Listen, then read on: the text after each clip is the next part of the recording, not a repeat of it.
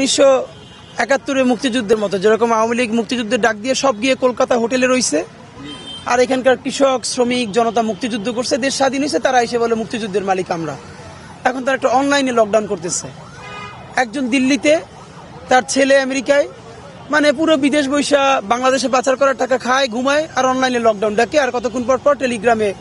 তো এইটার মধ্য দিয়ে যে এখানে বোকা স্টুপিড যে শ্রেণীটা আওয়ামী লীগের, এরা বের হয়ে কুকপাক দেয় আর জেলে যায়, মাঝে মধ্যে পাবলিকের গণধোলাই খায়। তো এবং এরা এইটুকুন বুদ্ধিশুদ্ধি আল্লাহ এদেরকে দেয় নাই যে যাদের নেত্রী আপার মতো মা, মায়ের মতো আপা, তারা হেলিকপ্টারে পালানোর সময় নিজের বোন ছাড়া কাউরে বইলেও যায় নাই যে তোমরাও পালাও আমিও পালাই, যে যার অবস্থান থেকে পালাও বলে নাই।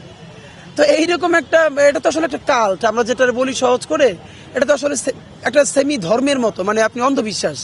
তো এই জন্য যেটা কথা, এখন আমাদের ধারণা আওয়ামী লীগ বাংলাদেশে গণকেস, সে এর আগে অনেকবার চিন্তা করেছে, যে এর আগেও অনেকবার তার পুনরুদ্ধার ঘটেছে। দেখেন আপনি এইখানে খেয়াল করলে দেখবেন, আজকে আমরা কালকে সারা রাত ওই অঞ্চলে ছিলাম, ফজরের পর থেকে এখানে আছি, আপনি দেখবেন না, খুব চেহারায় বুঝবেন কেউ পলিটিক্যাল ফ্যামিলির ছেলে মেয়ে না, মানে পুরোই অ্যাপলিটিক্যাল যে জেনারেশনটা, তারা যখন সারা রাত জেগে ফজরের পর থেকে এখানে পাহারা দিচ্ছে, এর মানে আমাদের সেই অ্যাপলিটিক্যাল জেনারেশনটা পলিটিক্যাল হয়ে উঠছে।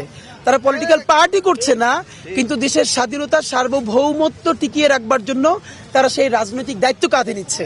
আওয়ামী লীগ যেরকম মুক্তিযুদ্ধ কুক্ষিগত করেছে, জুলাই গণ অভ্যুত্থান সেই মুক্তিযুদ্ধের মালিকানা এবার জনগণের কাছে ফিরিয়ে দিতে চায়। এবার তারা অনলাইনে লকডাউন করছে। আমরা মনে করি এই যে রায়ের আজকে তারিখ ঘোষণা হবে, এবং এই তারিখ ঘোষণা পরবর্তীতে সুষ্ঠু বিচারের মধ্য দিয়ে বাংলাদেশে অফিসিয়ালি আওয়ামী লীগের কবর রচিত হয়ে যাবে।